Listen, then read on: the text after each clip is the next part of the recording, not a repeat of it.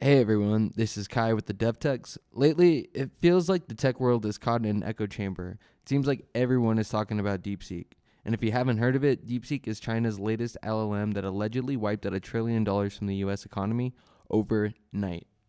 Let's take a look at it. I'm going to show you how to install it locally, and we're going to run it.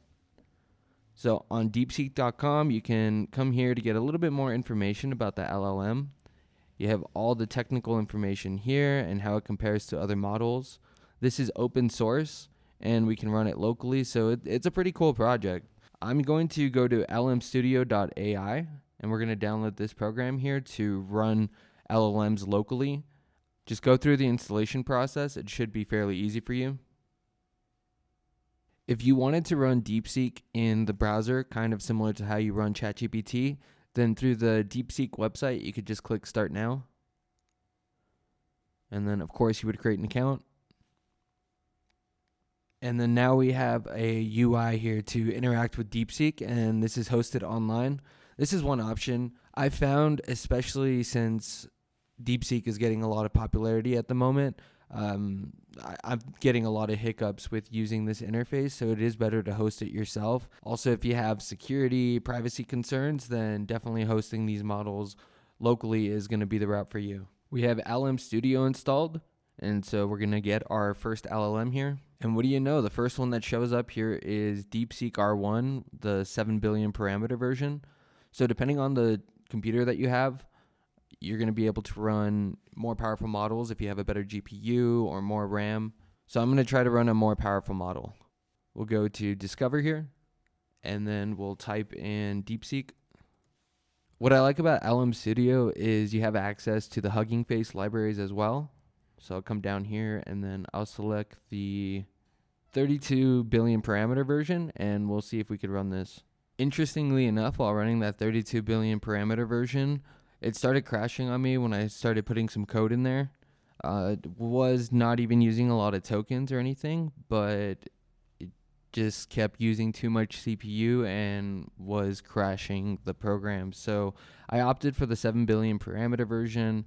It didn't pass my code test, but I put the same code into the online version of DeepSeek, and it did pass the code test. So that was just something interesting.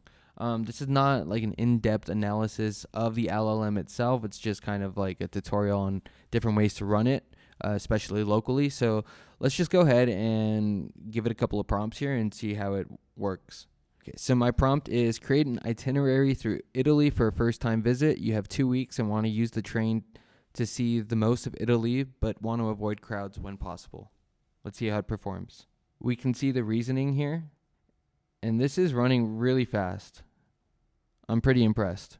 All right, the output says you arrive in Rome, you go visit the Colosseum in Vatican City, then you spend another day in Rome.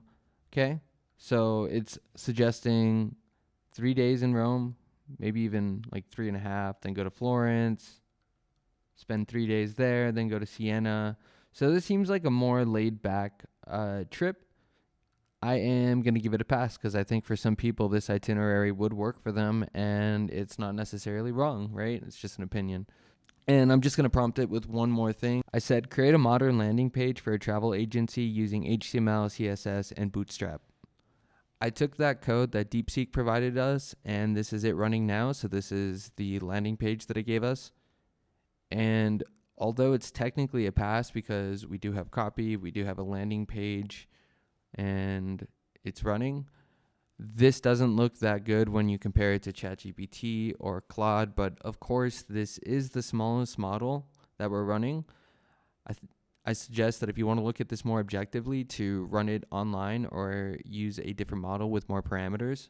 We'll analyze DeepSeek R1 as an LLM in a later video, but for today this is walking through how to install it locally and how to run it online.